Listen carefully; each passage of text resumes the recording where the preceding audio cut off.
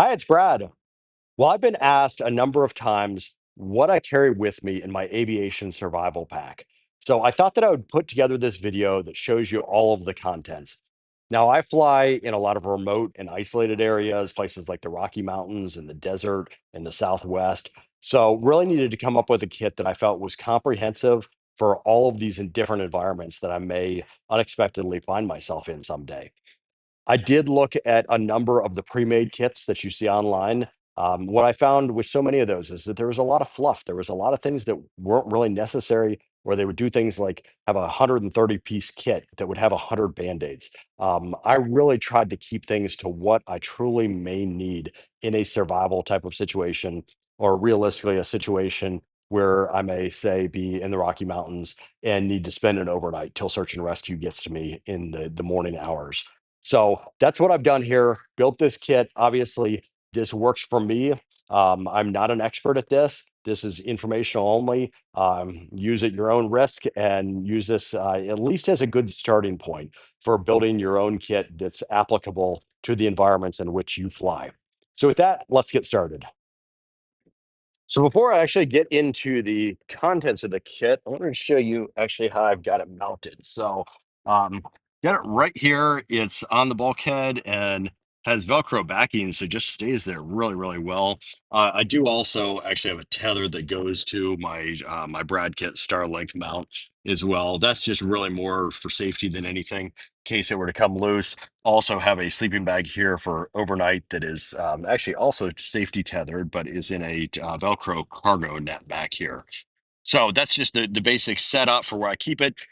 Keeps this whole rest of this area on the floor nice and clean, available for luggage. Well, I'm in Florida right now, and my hangar is kind of hotter than fire. So we've decided to move it into the pilot's lounge to actually go over this pack itself and the contents. This is just a pack that I got off of Amazon. It's nice. It actually just weighs a couple pounds, even with everything in here. Has a nice kind of carry handle that you can see on the top. Molly rings. I put some D carabiners on here, some of these D rings. Also has Velcro on the back, which is how I'm getting it to stick to the bulkhead so well. So let's go ahead and open this up and we can start digging through all of the contents. And as we come open here, there we go. First thing that we'll find, matches. These are actually waterproof matches. And then there's a striker pad right here on the side, a waterproof container here as well. Just highly, highly recommended. As we come through this first pocket, this is actually Pedialyte, so any type of like electrolyte powder, um, especially if you're somewhere where you are more remote where you could get dehydrated, that's good just to be able to throw into a bottle. Just a basic pencil. So need to write something down. This is a life straw. So this is their peak version. Um, Teeny tiny bit shorter, so it actually fits in this bag better. But this opens up. You can either screw a bottle here onto the bottom, or you can go directly into a body of water, and it will actually filter that out. So the life straw allows you to stay hydrated, which of course is absolutely vital. Making sure that you've got some liquid in you while you're waiting for search and rescue. So have that with me. Also have gloves. So if you've gone down somewhere, especially if you need to make shelter or something for overnight, this is just a couple dollar pair of the cut resistant types of gloves. Really, really thin, really lightweight. Again, just picked them up at Lowe's. Great find, but they work well. You'll see I've got this SOS food bars. So this is actually 1,200 calories. I don't think that I would really want to be eating this long term, or even, quite frankly, much short term. But it does provide 1,200 calories if you really need it and really need some food. I do have several more of these little packs actually in my flight bag in the plane as well. Just like to have one actually in my kit here. Up here on this top part, as I pull this Velcro apart, actually, I have two, another one stuffed down in there. These are the emergency thermal blankets, and these are just those kind of reflective ones. So I have two of these. As you probably saw in the bulkhead where I have this mounted, I actually have a sleeping bag as well. So I guess if there's three of us that end up with an unexpected camping trip, we get to fight over who gets the thermal blanket and who gets the nice sleeping bag.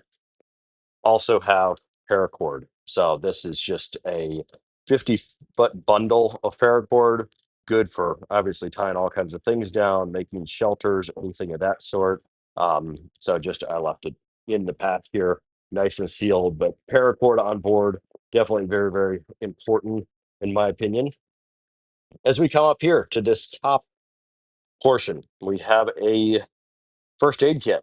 So in the first aid kit, there's all the standard sorts of things that you would have: band-aids and creams and lotions and tape, scissors, all kinds of stuff like that. I actually expanded upon it, however, put in some things. Well, those are some burn, yeah, there's some burn cream packets in here, as well as items like a lip balm.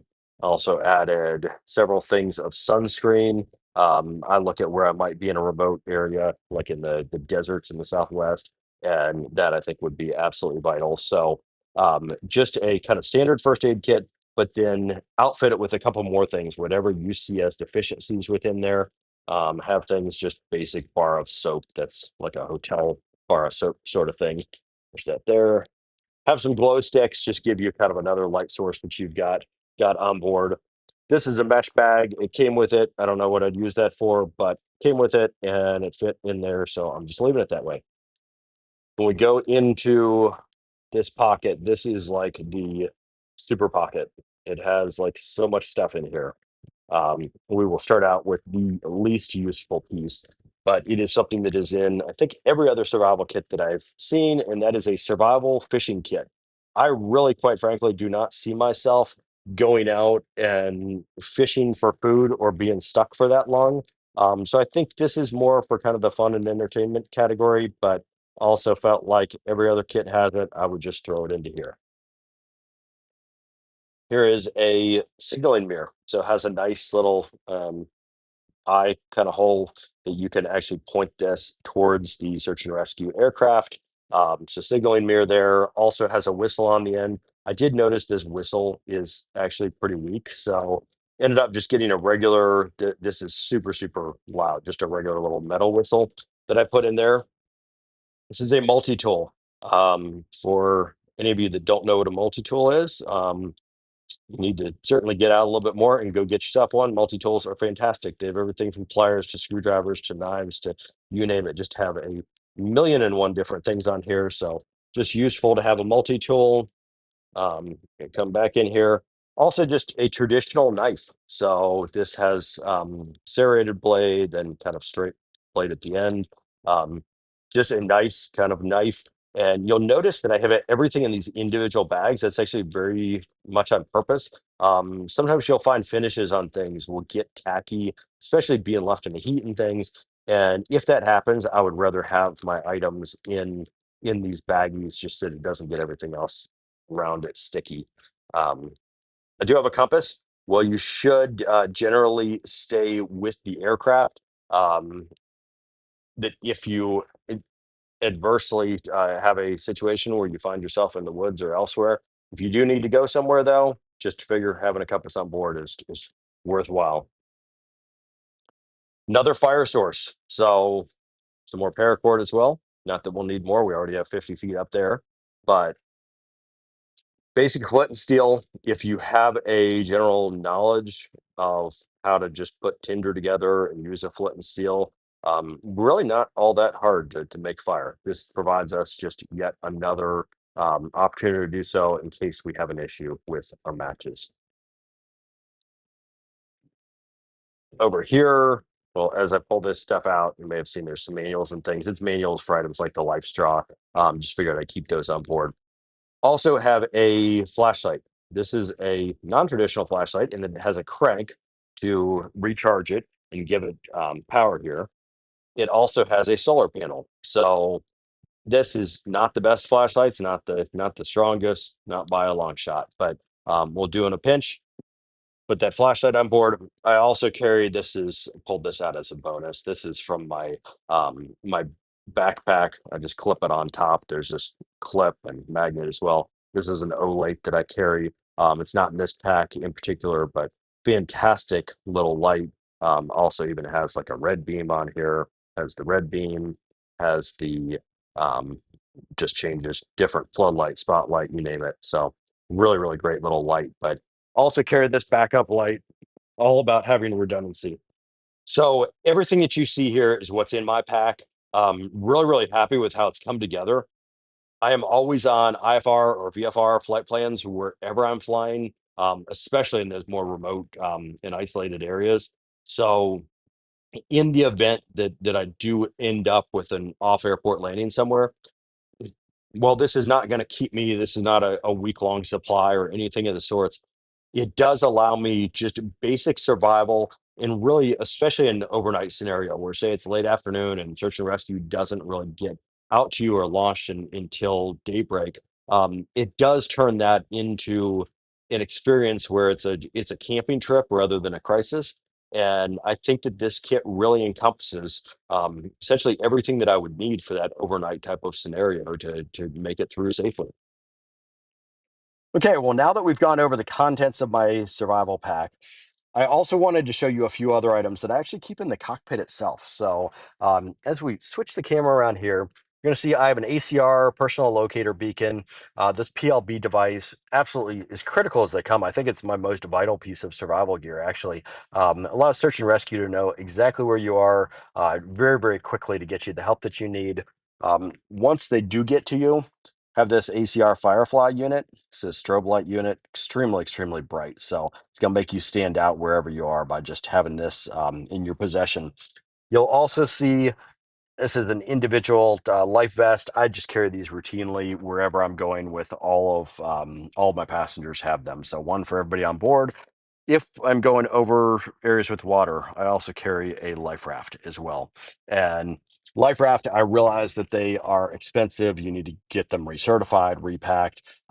Small price to pay for the value they provide, especially if you're flying somewhere like the Bahamas or even near the Gulf or Lake Michigan. If you frequent any of these areas or you're flying around them, get yourself a good life raft. Absolutely worth the cost, in my opinion. At the very least, though, obviously life jackets you're going to want to have on board.